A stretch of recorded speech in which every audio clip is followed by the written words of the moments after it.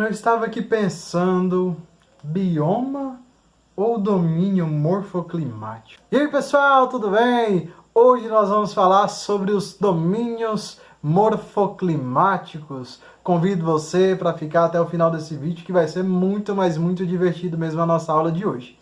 Então vamos lá. Primeira coisa, bioma e domínio morfoclimático. É parecido? Sim, é parecido. É a mesma coisa? Não, não é a mesma coisa. Vou dar um exemplo bem simples e básico para vocês. Eu me acho muito parecido com aqueles atores americanos, né? Aqueles atores bem famosos mesmo. É parecido? É. É a mesma pessoa? É a mesma coisa? Não, tem diferença. Né? Por exemplo, domínio é uma coisa, bioma é outra coisa. Apesar de ser um pouco parecido, tem suas diferenças. O bioma, ele está relacionado com a fauna e a flora.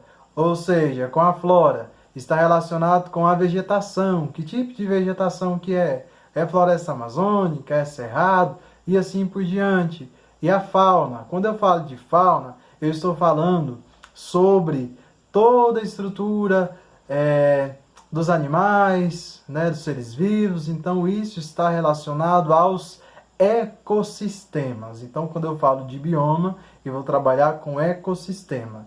Ah, professor, e o que é um domínio morfoclimático então, se não é um ecossistema?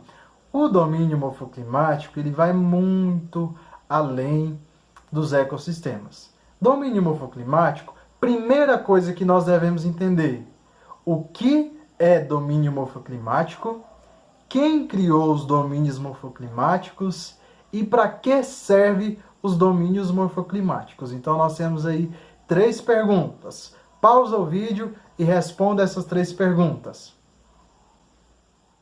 Pausou? Vamos lá então? Primeira coisa, o que são domínios morfoclimáticos?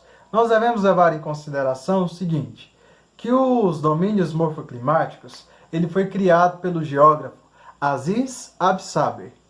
Esse geógrafo, né, ele foi muito além aí do ecossistema, porque ele levou em consideração o clima, tanto é que o próprio nome já diz, domínio morfoclimático, porque está relacionado com as ações do clima. E se eu falo do clima, então eu devo falar da vegetação, eu devo falar do relevo, eu devo falar da ocupação humana. E na geografia, não tem como, por exemplo, a gente estudar, hoje eu vou ter uma aula só de clima, e vou falar só dos climas. Não, o clima ele faz uma relação com o relevo, o clima faz uma relação com a vegetação, e assim por diante. Professor, nós temos quantos domínios morfoclimáticos? 295 domínios, meus queridos alunos. Mentira, gente, tô brincando. Nós temos apenas 6 domínios morfoclimáticos. Entre um domínio morfoclimático e outro, nós vamos ter as áreas ou faixas de transição, correto?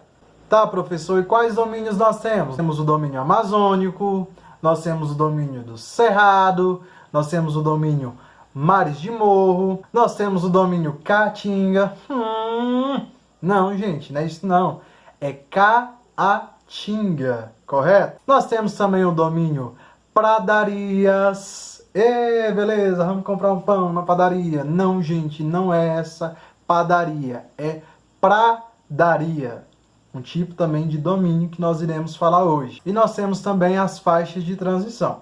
Por exemplo, entre o domínio amazônico e o domínio do cerrado, entre uma área e outra área, nós temos uma faixa de transição. Já que nós estamos falando de domínio morfoclimático, nós temos que entender o seguinte. Nós vamos falar um pouco sobre a estrutura de clima, né? Então nós temos o macroclima e nós temos o microclima. O que é macroclima, professor? Macroclima está relacionado a um espaço maior, a uma área maior. Por exemplo, se eu falar o clima do estado de Goiás, eu estou me referindo ao macroclima, né? É considerado então, né, por exemplo, um clima tropical, correto? Quando eu falo de microclima, eu estou me referindo a uma parcela menor, ou seja, por exemplo, o clima aqui do meu bairro, tá? Mas qual localidade que eu estou? É uma área baixa, é uma área alta. Esse clima tem temperaturas elevadas, tem temperaturas baixas. O que é que contribui para esse microclima?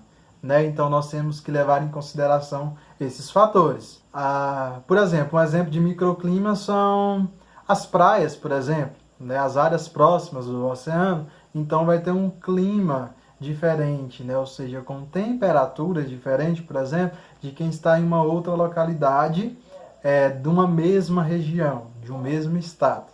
Macroclima, gente, nós já vamos levar em consideração aí os fatores climáticos, por exemplo, latitude, né? Áreas de alta latitude, áreas de baixa latitude. Outra coisa, gente, massa de ar. O que é massa de ar? São porções de ar. Pode ser uma massa de ar quente, né? Uma massa de ar que foi gerada na área continental, ou uma massa de ar oceânica, uma massa de ar polar, né? Uma massa de ar com temperaturas mais baixas, mais frias. Então, isso está relacionado ao macroclima.